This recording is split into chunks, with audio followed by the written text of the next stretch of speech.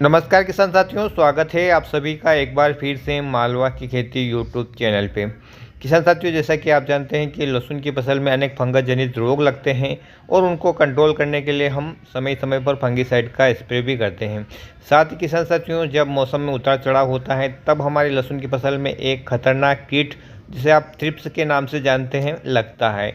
और इसे यदि समय से कंट्रोल नहीं किया जाता है तो चाहे आपने अपनी लहसुन की फसल में कितना भी खर्चा किया हो, उसकी ग्रोथ कैसी भी हो, उसका कितना भी मोटा तना हो, उसको पूरे कोई फसल को ये हज़म करने का दम रखता है। या यूँ कहें कि आपकी बनी बनाई फसल को भी ये चौपट कर सकता है।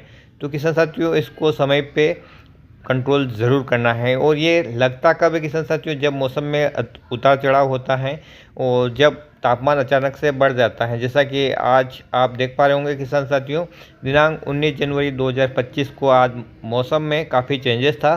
दिन में काफ़ी ज़्यादा जो गर्मी है वो लग रही थी, जिसके कारण किसान साथियों अब इस कीट का जो आने का है वो पूरा का पूरा लक्षण दिख रहा है कि जैसे ही मौसम में या यूँ कहें कि वातावरण में गर्मी बढ़ती है तो किसान साथियों थ्रिप्स है आपकी फसल की गबोट में आ जाता है।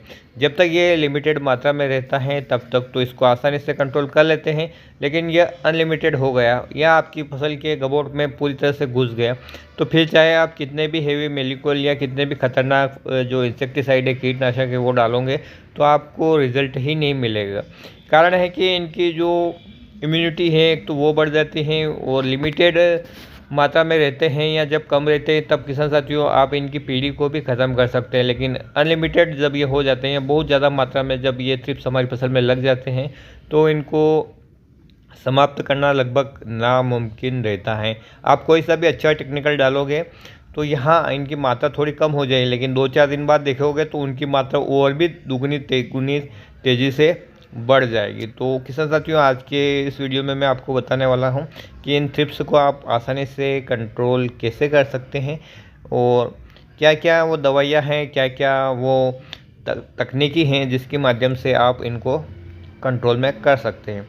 तो किसान साथियों, सबसे पहले तो मैं यही बताना चाहूँगा कि जब आप अपनी फसल की देखरेख कर रहे हैं तो उसमें थ्रिप्स का अटैक ज़रूर देखें। और जब कम मात्रा में ही थ्रिप्स हो तो आप उसमें स्प्रे कर सकते हैं। लेकिन ऐसा नहीं है कि आपको 2-4 थ्रिप्स दिखे अपने खेत में और आपने स्प्रे कर दिए, क्योंकि जब भी आप स्प्रे करोगे किसान साथियों तो उसके बाद इनकी जो संख्या है वो बढ़ेगी ही बढ़ेगी। इसलिए यदि आपकी फसल को कोई नुकसान नहीं हो रहा है उस कंडीशन तक आप कोई भी कीटनाशक का स्प्रे अपनी फसल में नहीं करें। जब किसान साथियों आपको ऐसा लग रहा है कि हाँ, पत्तियाँ ज़्यादा पीली पड़ रही हैं, थ्रिप्स हैं वो ज़्यादा लग रहे हैं गबोट में, तब आप स्प्रे करें। तो स्प्रे का भी एक लेवल ले किसान साथियों, आप 2 टेक्निकल ले कॉम्बिनेशन में और एक हल्के मेलिकुल से शुरू होकर अपनी फसल की अवस्था देखते हुए आपको आगे हेवी मेलिकुल की ओर जाना है। यदि आपकी फसल की अवस्था कम बची है तो आपको अच्छी दवाई का प्रयोग कर लेना है, और यदि आपकी फसल अभी 60-70 दिन से गुजर रही है तो आपको हल्की दवाइयों की ओर से गुजरना है। क्योंकि यदि आपने शुरू में हेवी दवाई डाल दी तो बाद में आप क्या डालोगे, क्योंकि फिर ये किसी भी दवाई से कंट्रोल नहीं होगी, इनकी संख्या बढ़ेगी ही बढ़ेगी। आज आपने स्प्रे किया, कल आप जाकर देखोगे तो थ्रिप्स की संख्या कम हो जाएगी, लेकिन ज़रूरी नहीं है कि वो सभी मर जाएं, क्योंकि थ्रिप्स बिल्कुल मरते ही नहीं हैं।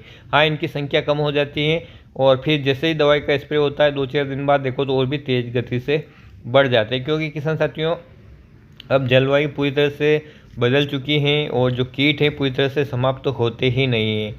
और इनके लिए किसान साथियों हमें एक तकनीकी और अपनानी है कि हमें अपने खेत में एक तो सफ़ेद कलर के जो स्टिकी ट्रैप होते हैं उसको चिपकाना है और एक ब्लू कलर के जो स्टिकी ट्रैप हैं वो चिपकाना है। आप चाहे तो येलो स्टिकी ट्रैप भी चिपका सकते हैं, लेकिन येलो स्टिकी ट्रैप पे थ्रिप्स का जो अटैक है वो बहुत ही कम होता है, जैसा आप भी जानते हो। येलो स्टिकी ट्रैप महू के लिए हैं और जो ब्लू स्टिकी ट्रैप और जो वाइट स्टिकी ट्रैप है उसमें आप महू को भी कंट्रोल कर सकते हैं। थ्रिप्स और विभिन्न प्रकार की जो हानिकारक मक्खियाँ हैं, जैसे फंगस जो फंगस जनित एक कीड़ा लगता है लहसुन की फसल में, वो फंगस मैगट के नाम से कोई कीड़ा है, तो उसको भी कंट्रोल करने के लिए आप ये बोर्ड किसान साथियों आप चिपका सकते हो अपने खेत में और इनको आप फसल की हाइट के बराबर रखें। तो आपकी फसल में आने वाले थ्रिप्स और जो हानिकारक कीट है फंगस मैगट का जो मक्खी होता है उसको आप आसानी से कंट्रोल कर सकते हो। रही बात किसान साथियों की, यदि आपकी फसल में थ्रिप्स आ चुके हैं, आप 2-3 दवाइयों का कॉम्बिनेशन कर रहे हैं, तो उसके साथ आपको नीम ऑयल भी ले लेना है। नीम ऑयल किसान साथियों बाज़ार में आपको अलग अलग कॉम्बिनेशन में मिलते हैं, या यूँ कहें कि अलग अलग प्रकार के मिलते हैं। 1000 ppm से लेकर 50,000 ppm तक का आपको नीम ऑयल मिल जाता है। इनमें किसान साथियों जितनी ये संख्या कम रहती है उतना ये कम ताकत वाला है, जितना ज़्यादा ये संख्या रहती है उतना ही ज़्यादा हेवी ये रहता है, लेकिन इनका जो प्राइस है वो भी ऊपर नीचे रहता है, क्योंकि हेवी टेक्निकल है तो उसका किसान साथियों प्राइस भी ऊपर रहेगा। साथ ही किसान साथियों आपको अपनी फसल की अवस्था के हिसाब से ही इसको प्रयोग करना है। जैसा कि मैं आपको हमेशा से बताता आया हूँ कि फंगस का रोगों को कंट्रोल के लिए चाहे आप फंगीसाइड का स्प्रे कर रहे हो या अपनी फसल में न्यूट्रिशन का प्रयोग करें, तो आपकी फसल की अवस्था कैसी है, या आपकी फसल 60 से 70 दिन की अवस्था में है या 90 दिन की अवस्था में या 100 दिन के आसपास है, तो उस हिसाब से यदि आप खाद और दवाई लेते हैं तो आपको रिज़ल्ट हैं वो बहुत बेहतर मिलते हैं। एक और बात बताना चाहूँगा किसान साथियों, यदि आपको बिल्कुल भी आपको थ्रिप्स का कोई भी रिज़ल्ट नहीं मिल रहा है, तो एक प्रयोग आप ज़रूर कर सकते हैं। तो किसान साथियों आप जो गौमूत्र होता है उसको इकट्ठा करें, और आपने जो स्प्रिंकलर सिस्टम लगा रखे हैं उनमें पानी के ज़रिए जब आप इरिगेशन कर रहे हैं तो उसमें चलाते रहें। एक सिंचाई में नहीं किसान साथियों, जितनी भी आप सिंचाई करते रहें तो उसमें यदि आप गौमूत्र का जो स्प्रिंकलर सिस्टम में यदि आप चलाएंगे तो वो क्या है कि पानी के साथ घुलकर गबोट में आएगा, और गबोट में आएगा तो किसान साथियों कीड़ों के लिए एक प्रकार का दवाई का काम करेगा। तो आप पानी के साथ स्प्रिंकलर सिस्टम में ऐसा आप ज़मीन से दोगे तो उसका फ़ायदा थ्रिप्स पे देखने को नहीं मिलेगा। हाँ, न्यूट्रिशन आपकी फसल को मिलेंगे, लेकिन यदि आप थ्रिप्स के लिए भी इसका प्रयोग करना चाहते हैं तो आप पानी के साथ गौमूत्र को स्प्रिंकलर सिस्टम में चलाएंगे। उससे आपके 2 फायदे होंगे। एक तो पहला ये होगा कि आपकी थ्रिप्स की समस्या भी दूर होगी, साथ ही साथ किसान साथियों न्यूट्रिशन वैल्यू भी आपके खेत में बढ़ेगी, क्योंकि गौमूत्र में भी काफ़ी सारे जो पोषक तत्व अवेलेबल हैं, और फ्री का है किसान साथियों, एक पैसा नहीं लग रहा है, 2 प्रकार से हमारी फसल में काम कर रहा है। तो इसका प्रयोग हमें अपनी फसल में ज़रूर करना चाहिए।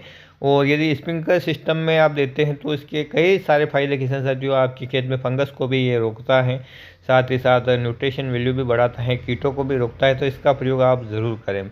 यदि किसान साथियों आप ये जानना चाहते हैं कि आप स्प्रिंकलर सिस्टम में कैसे गौमूत्र को डाल सकते हैं, तो आप हमारा पिछला एक वीडियो देख सकते हैं, क्योंकि पिछले एक वीडियो में मैंने आपको बता रखा है कि आप कैसे जुगाड़ के द्वारा जो स्प्रे पंप से बनता है उससे गौमूत्र या फंगीसाइड या इंसेक्टिसाइड अपनी फसल में दे सकते हैं, जिसके 2 फायदे होते हैं। एक तो आपकी फसल पे इनका स्प्रे भी होता है, फसल फंगीसाइड से या इंसेक्टिसाइड से धुल जाती है। इंसेक्टिसाइड या फंगीसाइड किसान साथियों आपकी सभी पत्तियों को अच्छी तरह से भिगो देता है। साथ ही इंसेक्टिसाइड का प्रभाव आपकी फसल में इस प्रकार से भी होता है कि वो यदि आप ज़मीन में भी दे रहे हैं तो आपकी फसल की जो गबोट है वहाँ भी पानी के ज़रिए घुस जाता है, और वहाँ पे जो थ्रिप्स लगे हैं उनको भी कंट्रोल करता है। तो यदि ज़मीन में देने वाले इंसेक्टिसाइड को किसान साथियों आप ज़मीन में खाद डालकर बुरकाव कर रहे हैं, तो या आप किसी मिट्टी के साथ मिलाकर डाल रहे हैं, तो मैं यही कहना चाहूँगा कि यदि आपकी फसल की ज़मीन में कोई कीड़े लगे हैं या किसी भी प्रकार का इंसेक्टिसाइड यदि आप ज़मीन में दे रहे हैं तो उसका प्रयोग आप पानी के साथ यानी स्प्रिंकलर सिस्टम के साथ कर लेते हैं, तो आपको दोहरे फायदे होने के पूरे फ़ायदे मिलते हैं। तो किसान साथियों जब एक ही दवाई से 2 प्रकार के काम हो रहे हैं तो हमें कर लेना चाहिए, और जो वाटर सोल्यूबल इंसेक्टिसाइड होंगे वही पर यहाँ पर काम करेंगे किसान साथियों, जो दानेदार है वो यहाँ पर काम नहीं करते हैं स्प्रिंकलर सिस्टम में। तो इस बात का आप ख्याल रखिएगा। और किसान साथियों एक छोटी सी जानकारी आप लोगों के साथ शेयर करना उचित समझा कि आप इस खतरनाक थ्रिप्स से अपनी फसल को बचाने के लिए क्या कर सकते हो। तो उम्मीद करता हूँ ये जानकारी आपको पसंद आएगी। पसंद आए तो प्लीज़ वीडियो को आप लाइक ज़रूर कीजिएगा। किसी भी प्रकार की समस्या हो तो कमेंट ज़रूर कीजिएगा। फिर मिलते हैं एक नए वीडियो में एक नई जानकारी के साथ। तब तक के लिए जय हिंद, जय जवान, जय किसान।